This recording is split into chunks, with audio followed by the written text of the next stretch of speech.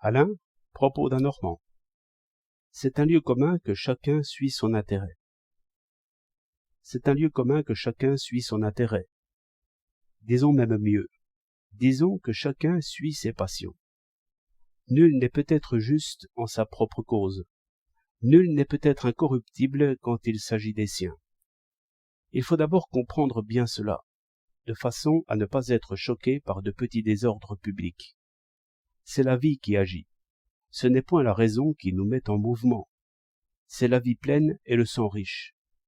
Il y a peut-être aussi des gens qui agissent par devoir, et selon ce qu'ils décident froidement. Ce sont les sages. Et il faut remarquer qu'ils sont toujours assez vieux. En tout cas, ils sont peu nombreux.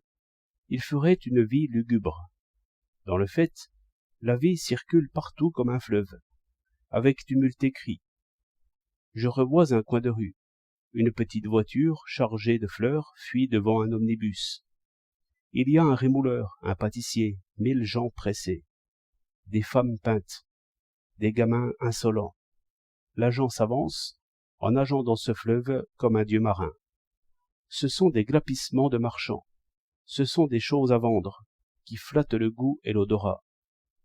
Un homme porte sur son dos une affiche où il est dit que toutes les pâtes à rasoir sont mauvaises et qu'il faut acheter la pâte de X. Le désir du gain, le désir de manger, tous les désirs tirent cette foule en tous sens. L'autorité lève son bâton. La marchande de fleurs prend les dieux à témoin. Cela est éternel comme l'eau courante. Les temps ont marché en vain.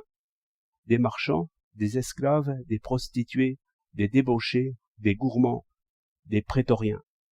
Je suis à Rome, au temps des Césars, et je ne vois ici que des Césars grands ou petits, qui règnent par la force, par la menace, par l'argent. Un cocher là-haut injurie toute la terre.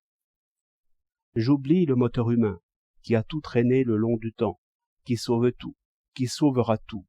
C'est la curiosité. Ses yeux sont avides, ses yeux voient, ses yeux jugent, ses yeux pensent.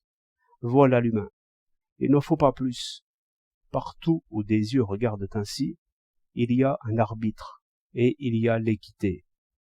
Les Césars trompaient par les jeux du cirque cette fureur de regarder. Le pain et les spectacles. Le pain a nourri la guerre, mais le spectacle a nourri la justice. Chacun s'est représenté les choses et les hommes. Chacun s'est perdu dans un tableau vrai. C'est là que s'est faite la vraie cité, de jour en jour, sans qu'on y pensât. Chacun est injuste dès qu'il pense à lui, et juste dès qu'il pense les autres comme à un spectacle. Ainsi la raison d'autrui regarde nos passions. Le spectateur est législateur. Le spectacle devient à son tour force. C'est cet agent qui vocifère. 12 septembre 1910.